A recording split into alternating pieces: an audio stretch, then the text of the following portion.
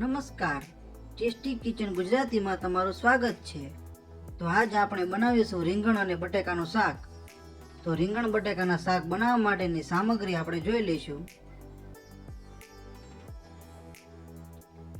જેમાં રીંગણ અને બટેકા છે, જેને આપણે આવી રીતના કટ કરીને પાણીમાં પલાળી લીધેલા છે। આ ટમેટા છે, આ લીલા મરચા છે, આ લીલા ધાણા છે, આ રાઈ છે, આ જીરું છે, આ હિંગ છે, આ હળદર છે, આ લસણીયો મસાલો છે અને આ મીઠું છે। તો હવે આપણે ગેસ ચાલુ કરી લઈશું અને આવી રીતના કુકર લઈ લઈશું, જેમાં જરૂર પ્રમાણે તેલ લઈ લઈશું।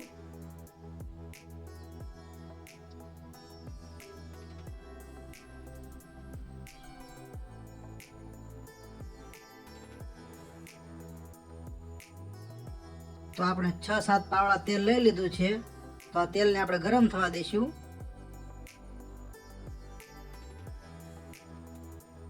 તો આપણું તેલ ગરમ થઈ ગયું છે, જેમાં સૌપ્રથમ થોડી રાઈ નાખીશું, પછી થોડું જીરું નાખીશું, પછી થોડી હિંગ નાખીશું, પછી જે આપણે કટ કરેલા રીંગણ બટેકા છે તે નાખી દઈશું।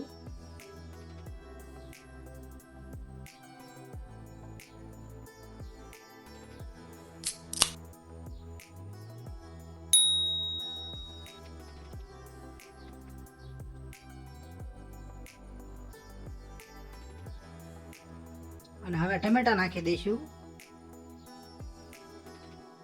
પછી લીલા મરચા નાખી દઈશું, પછી થોડી હળદર નાખી દઈશું, પછી સ્વાદ પ્રમાણે મીઠું નાખી દઈશું,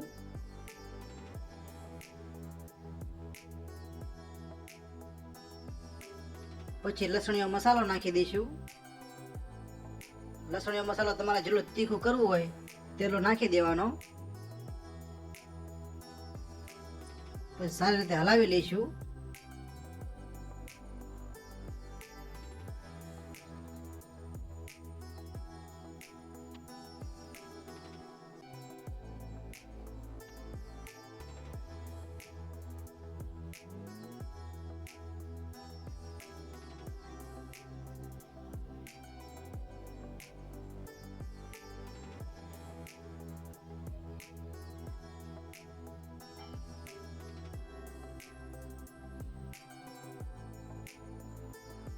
થોડી વાર માટે સળસળવા દઈશું।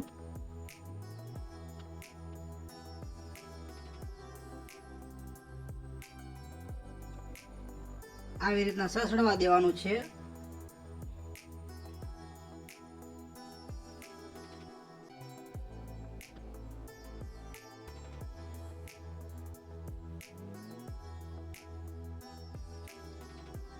હજી એકવાર હલાવી લઈશું।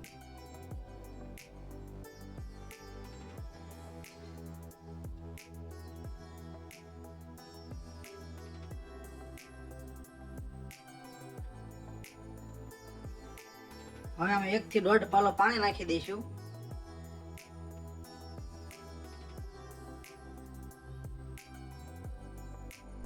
તો હવે આપણે 4 થી 5 વિસલ લગાવવા માટે કુકરને બંધ કરી દઈશું।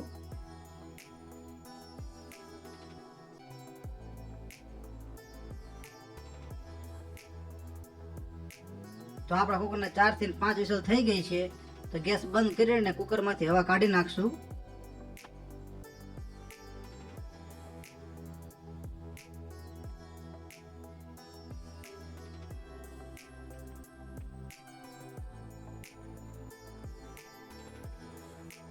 તો આપણા કુકરમાંથી બધી જ હવા નીકળી ગઈ છે। તો હવે કુકરને ખોલી લઈશું।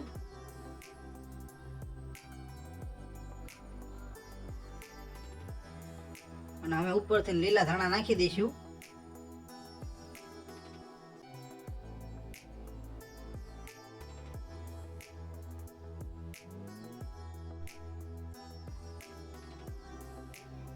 તો આપણું સરસ મજાનું લસણિયા મસાલા વાળું રીંગણ બટેકાનું શાક તૈયાર થઈ ગયું છે। તો તમને આ રીંગણ બટાકાના શાકનો વિડીયો કેવો લાગ્યો? જો વિડીયો પસંદ આવ્યો હોય તો વિડીયોને લાઈક કરો, શેર કરો અને આવી અવનવી રેસીપી જોવા માટે અમારી ચેનલને સબસ્ક્રાઈબ કરો. વિડીયોને પૂરેપૂરો જોવા માટે તમારો ખૂબ ખૂબ આભાર.